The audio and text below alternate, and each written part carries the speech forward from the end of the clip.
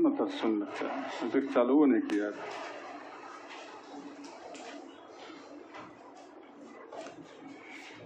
कहाँ थे? Metallic and non metallic character हो गया था।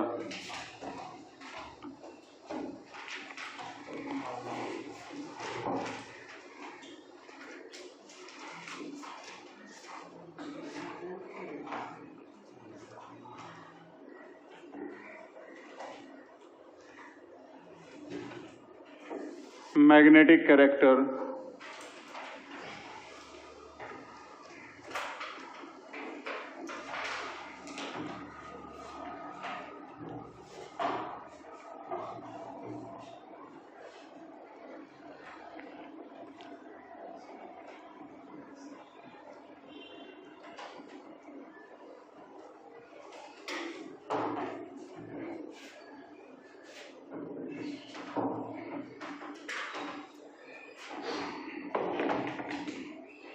ध्यान देते रहना।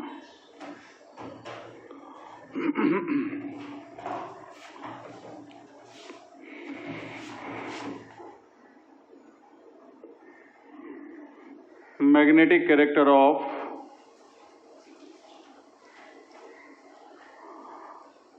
Elements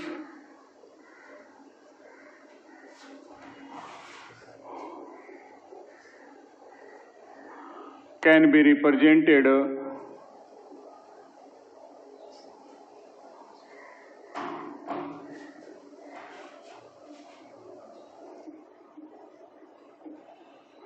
by the help of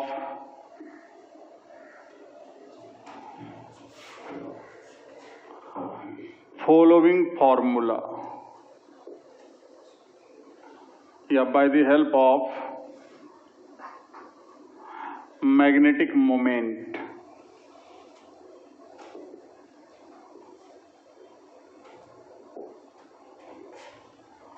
which can be represented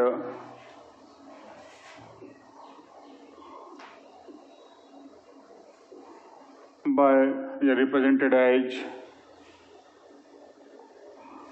following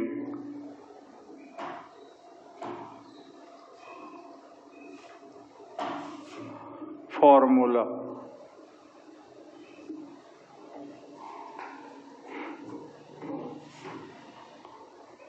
तत्वों का चुंबकीय गुण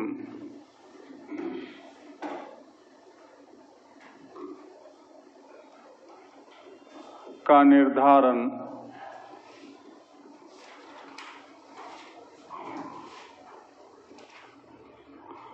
चुंबकीय आघूर्ण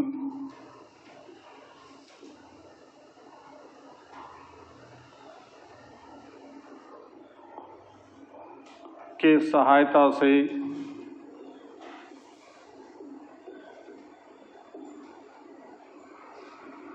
किया जा सकता है,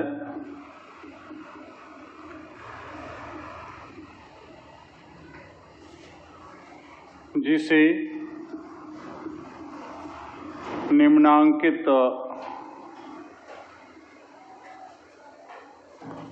सूत्र के रूप में दर्शाया जाता है, दर्शाया जा सकता है।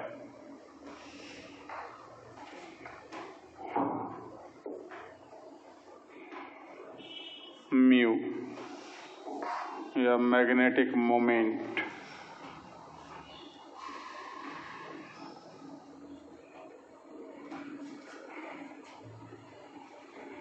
Mu equal to under root n into n plus 2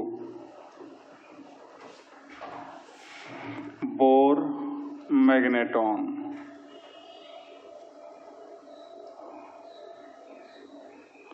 short में BM, where n equal to number of unpaired electron.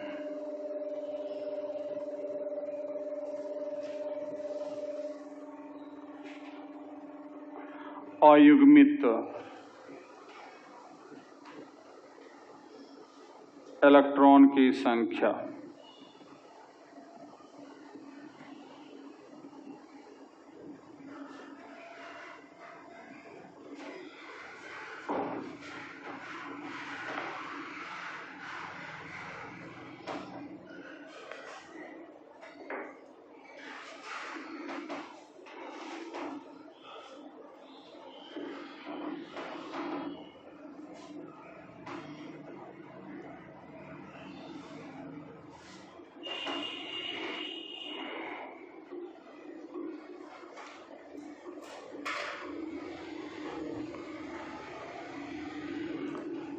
हो गया।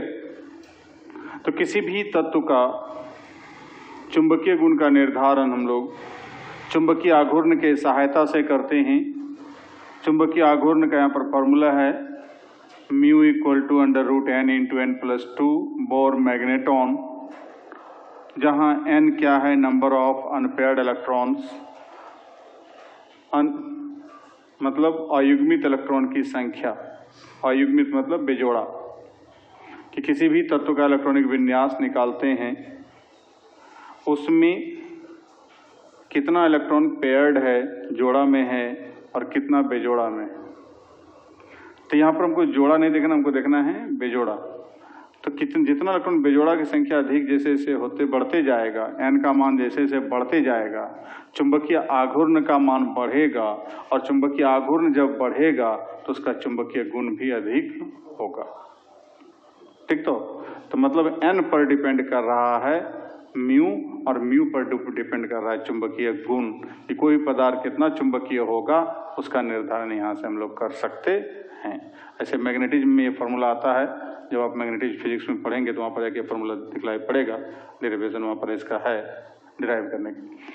तो वैसे स्थिति में जाके जो एक हम लोग यहाँ से निर्धारित कर सकते हैं कि किसमें कितना चुंबकीय गुण पाया जाता है।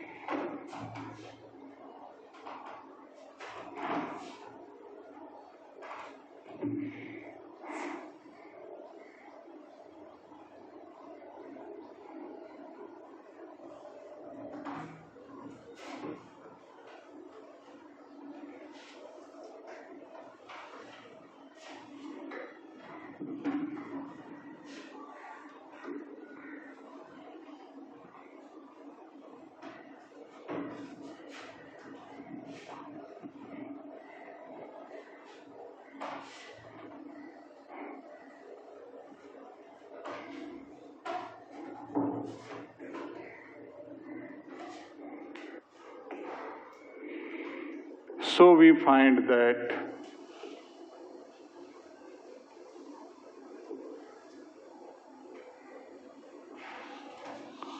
with increasing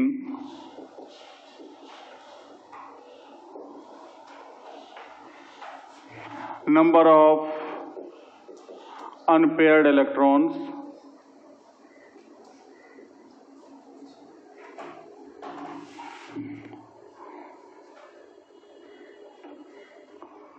in element, its magnetic moment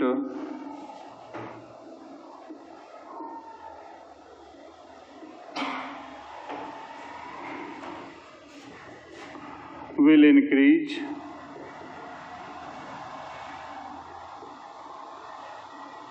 then magnetic character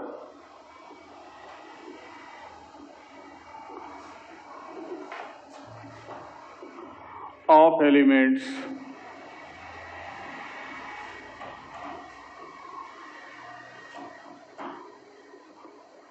also increases.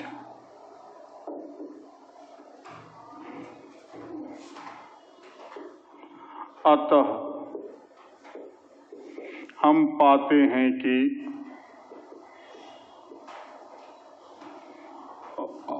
अयुग्मित electron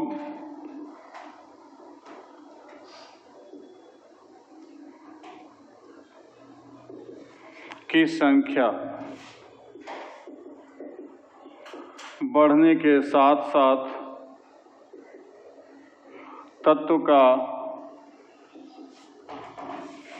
चुंबकीय आघूर्ण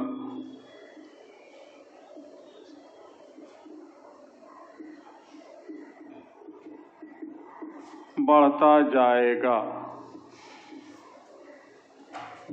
तब तत्वों का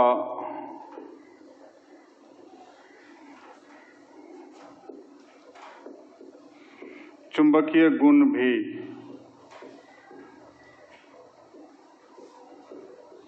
बढ़ता जाएगा। That is, magnetic moment is proportional to n, and magnetic character proportional to magnetic moment,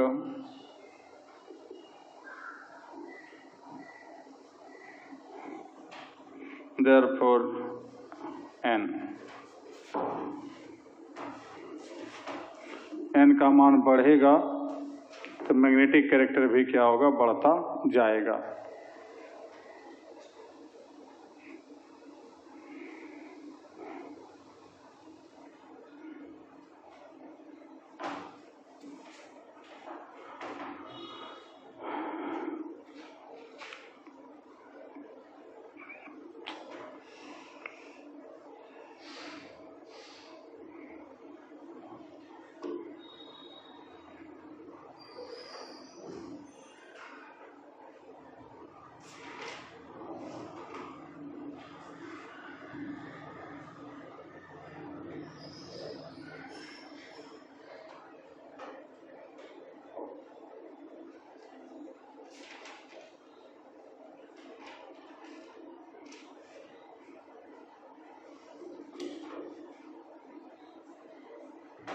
हो गया?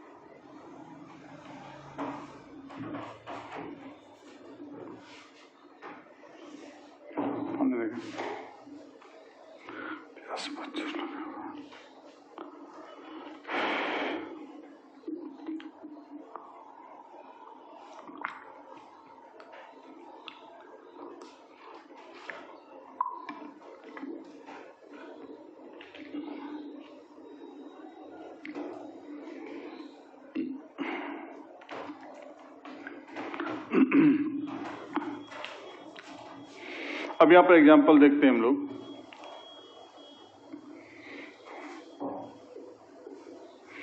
जैसे Zn 1s2 2s2 2p6, इसका विन्यास देखें पेयर्ड अप करते हुए इलेक्ट्रॉन को। यहाँ 2 इलेक्ट्रॉन हैं, 2p6 तो 1 2 3 4 5 6, 3s2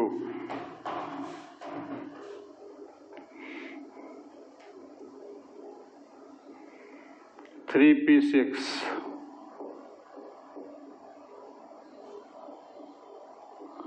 1 2 3 4 5 6, 4s2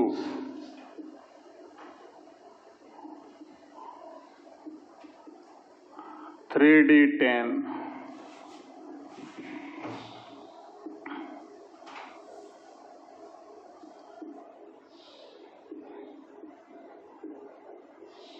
तो 1 2 3 4 5 6 7 8 9 10।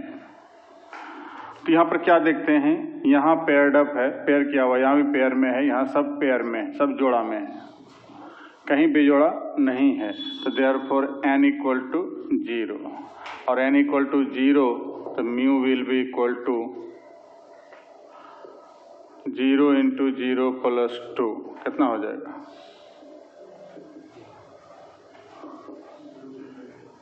√2। हाँ, क्या बात, हो गया। तो 0 हो गया, देयरफॉर मैग्नेटिक कैरेक्टर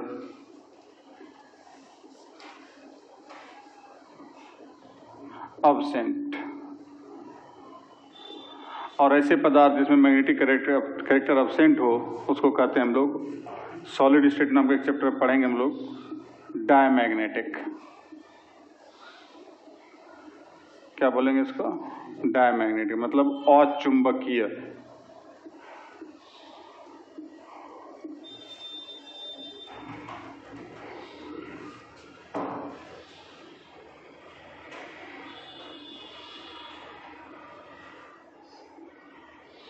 ठीक, तो वहां पर 5 टाइप में बांटते हैं मैग्नेटिक कैरेक्टर के आधार पर पदार्थ को, डायमैग्नेटिक, पैरामैग्नेटिक, फेरोमैग्नेटिक, फेरीमैग्नेटिक और एंटी फेरोमैग्नेटिक। तो इसको डिफिनेशन बाद में हम लोग चर्चा करेंगे, लेकिन यहाँ पर 3 ठो मुख्य रूप से यूज करेंगे हम लोग, डायमैग्नेटिक, पैरामैग्नेटिक और फेरोमैग्नेटिक। डायमैग्नेटिक हो गया, शॉर्ट में बताते हैं संक्षिप्त में, कि जिसमें कि एक भी अनपेयर्ड इलेक्ट्रॉन नहीं है, तो वो सब क्या है? डायमैग्नेटिक, अर्थात जो चुंबकीय गुण नहीं दर्शाएगा।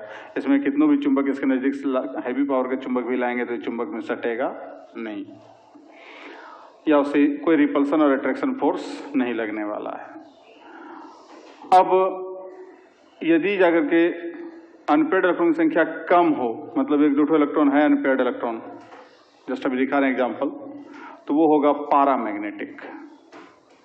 पारामैग्नेटिक, अनुचुंबकीय, ये हिंदी में बोलते हैं इसको अचुंबकीय या प्रतिचुंबकीय। ठीक, तो ये अचुंबकीय या प्रतिचुंबकीय है, और जिसमें कम इलेक्ट्रॉन पाया जाएगा अनपेयर्ड, वो हो जाएगा पारामैग्नेटिक अर्थात अनुचुंबकीय, या कह सकते हैं दूसरे रूप में अल्प चुंबकीय, मतलब काफी कम मात्रा में चुंबकीय गुण दिखलाएगा। जस्ट परिभाषा सबका लिखाएंगे आगे जाके। सॉलिड स्टेट जब पढ़ते हैं हम लोग, फिजिकल में एक चैप्टर बचा हुआ है सॉलिड स्टेट, उधर जाके हमको, तो सॉलिड स्टेट जब पढ़ेंगे तो उसमें जाकर जो है कि हमको देखेंगे उसको 5 टाइप से बांटेंगे। यहाँ 3 टाइप मेन रूप से देख रहे हैं। तो तीसरा होता है फेरोमैग्नेटिक, जिसमें जो है अनपेयर्ड इलेक्ट्रॉन की संख्या काफी अधिक मात्रा में हो, 3 4 5 6 इस तरह से अनपेयर्ड इलेक्ट्रॉन होता है, तो वो कैसा होगा? फेरोमैग्नेटिक, अर्थात उसमें चुंबकीय गुण भी अधिक पाया जाएगा और उससे पुनः चुंबक बनाने में मदद भी ले सकते हैं, मतलब उससे चुंबक बनाया भी जा सकता है उस तत्व से। मतलब चुंबक के संपर्क में अधिक देर तक रख दें तो उसमें चुंबकीय गुण आ भी जाता है। एक होता है कि चुंबकीय गुण नहीं आएगा, खाली चुंबक जब आएगा तो चुंबक के प्रति आकर्षण विकर्षण दिखला देगा। एक वक्त नहीं, चुंबक के संपर्क में अधिक देर तक रखने से, लोहा सबको अधिक देर तक संपर्क में रखते हैं तो कुछ देर के बाद देखिएगा उसको जस्ट उस चुंबक हटा करके तो फिर उसमें भी कुछ सटाना चाहिएगा तो सट जाएगा। तो मतलब वहाँ पर क्या हो रहा है कि उसमें चुंबकीय गुण कुछ क्षणिक ही आवे, कुछ देर के लिए ही आवे, या परमानेंट आवे। परमानेंट भी चुंबक उसे बनाया जा सकता है या क्षणिक भी आ सकता है। तो जो लौह चुंबकीय होगा फेरोमैग्नेटिक, वो क्या होगा? अधिक चुंबकीय गुण दर्शाता है, और वो जब उसी से चुंबक वगैरह सबका तैयारी प्राप्त बनाया जा सकता है, उसको सिंथेसिस कर दिया जा सकता है। ठीक, तो अब यहां पर देखते हैं दूसरा एग्जांपल, स्कैंडियम। 1s2 2s2 सब इधर पेयर्ड है, 2p6 3s2 3p6 4s2 ये पेयर्ड है, और 3d1। तो यहाँ पर एक ठो अनपेयर्ड इलेक्ट्रॉन है, n equal to 1, therefore mu equal to हो जाएगा √1 × 1 + 2 √3 1.732 BM। तो ये हो जाएगा पारामैग्नेटिक।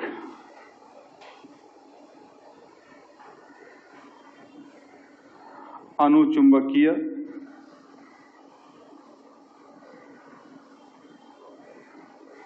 या अल्पचुंबकीय।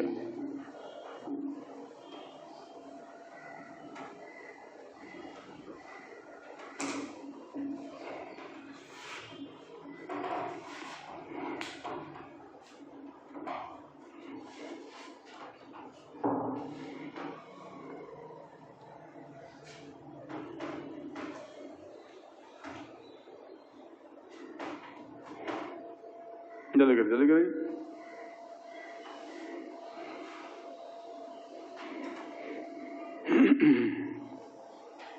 सब क्वेश्चन आता है, ये सब क्वेश्चन आता है ऑब्जेक्टिव में, खास करके आता है। पूछ दिया which of the following is paramagnetic, निम्नलिखित में से कौन पारामैग्नेटिक है। Which of the following is diamagnetic, निम्नलिखित में से कौन डायमैग्नेटिक है या अचुंबकीय है।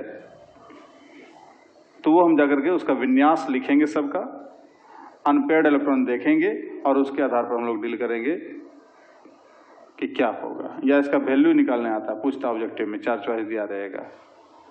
या उल्टा दे दिया, निम्नलिखित में से किसका चुंबकीय आघूर्ण का मान 1.732 BM होगा। अब 4 चॉइस दिया, उसमें फिर स्कैंडियम दे दिया आपको। तो विन्यास निकाल के सबका म्यू का मान निकाल लेंगे इस फॉर्मूला से, जिसका सेट करेगा उसमें टिक मारेंगे। इसलिए प्रत्येक बार या नहीं तो 1 साल बाद अक्सर बिहार बोर्ड में भी पूछता है और अदर कंपटीशन सब में भी तो पूछता ही है। ठीक है, तो कौन प्रतिचुंबकीय है, कौन जाकर के जो है कि अल्पचुंबकीय है, अनुचुंबकीय है, और कौन जाके लौह चुंबकीय है, ये क्वेश्चन अक्सर अधिकांश पूछते रहता है। ठीक है, मिटाऊं?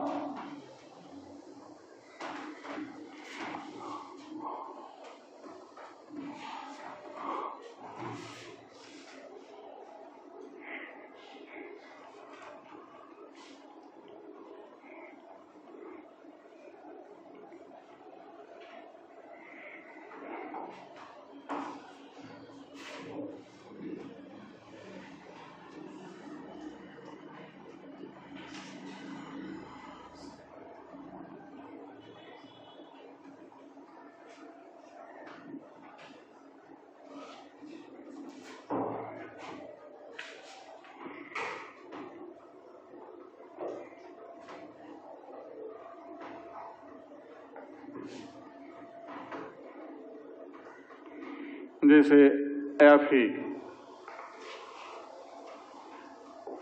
1s2 2s2 2p6 3s2 3p6 4s2 and 3d6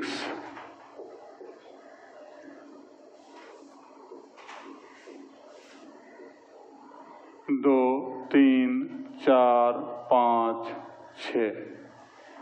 अब यहाँ पर देखिए n का मान कितना होगा। बेजोड़ा इलेक्ट्रॉन कई ठो है, 1 2 3 4। ठीक, तब यहाँ पर म्यू का मान निकाल सकते हैं हम लोग। 4 × 4 + 2 √24 BM। तो ये हो जाएगा फेरोमैग्नेटिक।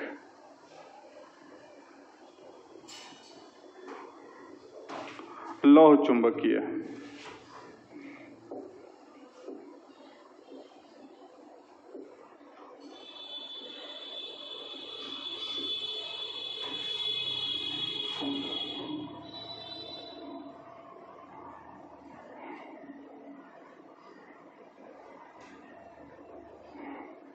जैसे Mn तो 1s2 2s2 2p6 3s2 3p6 4s2 3d5 1 2 3 4 5। यहाँ क्या देखते हैं? 5 है, अनपेयर्ड, तो इसलिए म्यू निकालेंगे तो 5 × 5 + 2 √35। Chromium 1s2 2s2 2p6 3s2 3p6 4s1 3d5। तो 1 2 3 4 5। अब यहाँ पर n का मान देखिए कितना है, तो 5 यहाँ और 1 यहाँ, 6। तो म्यू कितना आएगा? 6 × 6 + 2 तो हो गया 48 Bm।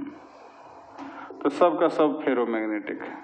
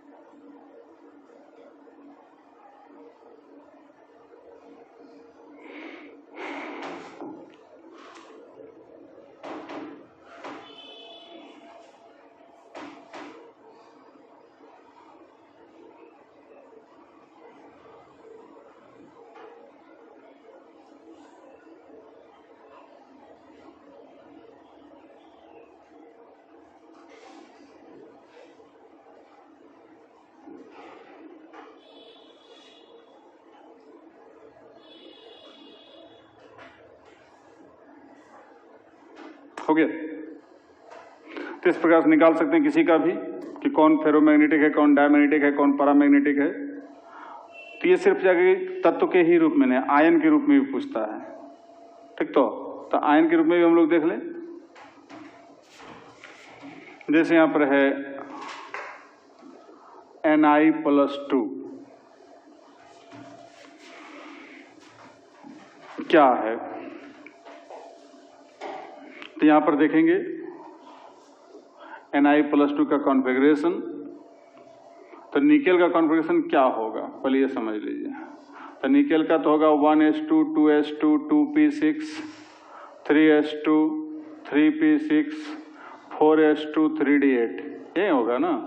अब इसमें 2 इलेक्ट्रॉन बाहर निकालना है अंतिम कक्षा का। तो 4s2 खत्म, तो बचा यहाँ पर क्या? तो 1s2 2s2 2p6 3s2 3p6, यहाँ तक आ गए। 4s2 गायब हो गया, तो 4s 0, यहाँ कुछ भी इलेक्ट्रॉन नहीं है। 3d8,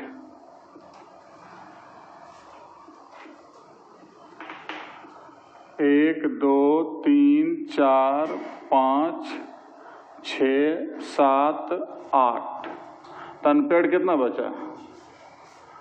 2 ठो ना है ना यहाँ पर, तो 2 ठो बचा। तो इसका हम लोग निकाल सकते हैं म्यू का मान 2 × 2 + 2 √2 या 2√2 Bm। ठीक,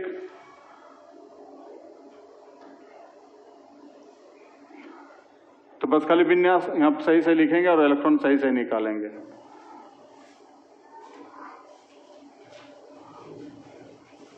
जैसे Cu+1,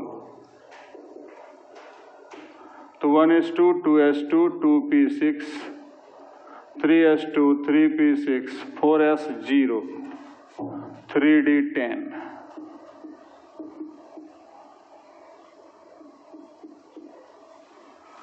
एक 2 3 4 5 6 7 8 9 10। तो देखिए, तो n कै ठो है? अनपेयर्ड इलेक्ट्रॉन कै ठो है? 0। तो इसलिए म्यू भी क्या हो जाएगा? 0। तो यह हो गया डायमैग्नेटिक।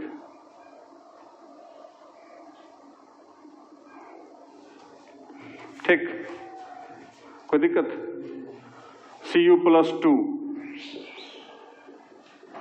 तो 1s2 2s2 2p6 3s2 3p6 4s से एक इलेक्ट्रॉन गायब हो गया और एक इलेक्ट्रॉन इससे गायब होगा, तब हो गया 3d9 3 4 1 2 3 4 5, ठीक है।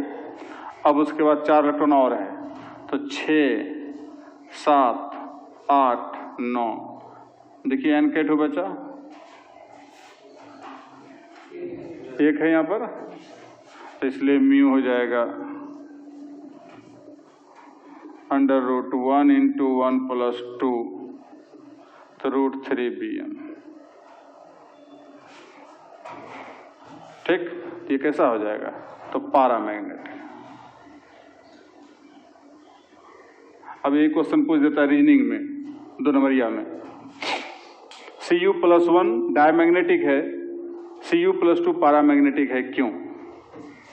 बस निकाल के दिखा देंगे, विन्यास निकाल के दिखा देंगे और वहाँ बता देंगे कि इसका n का मान वहाँ पर 0 है, इसमें n का मान क्या है? 1 है, इसका म्यू का मान 0 आएगा, इसका म्यू का मान √3 आ रहा है, तो ये क्या है? पारामैग्नेटिक है, अर्थात लेस मैग्नेटिक, और वो जो है कि नॉन मैग्नेटिक है, कोई चुंबकीय गुण उसमें नहीं पाया जाता।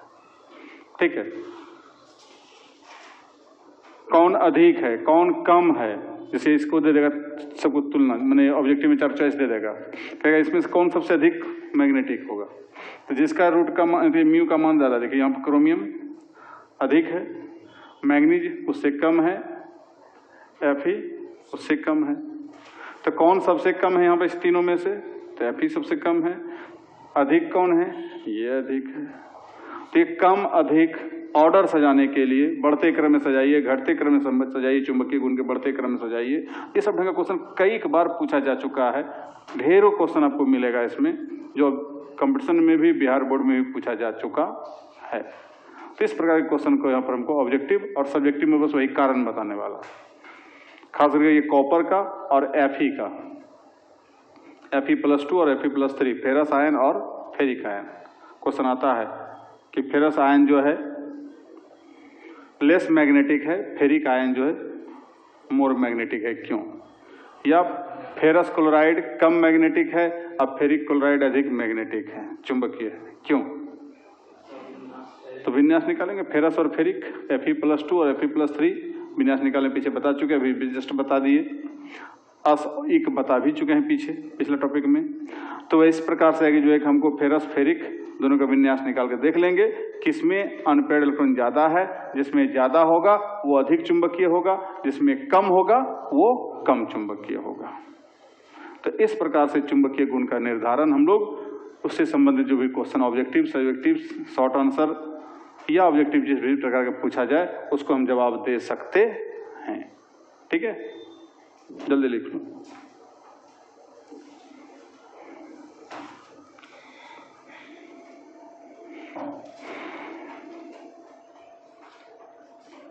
लिख लिया? तो इसको यहीं तक रहने दीजिए, अगला कैरेक्टर हम अगले दिन देखते हैं इसको।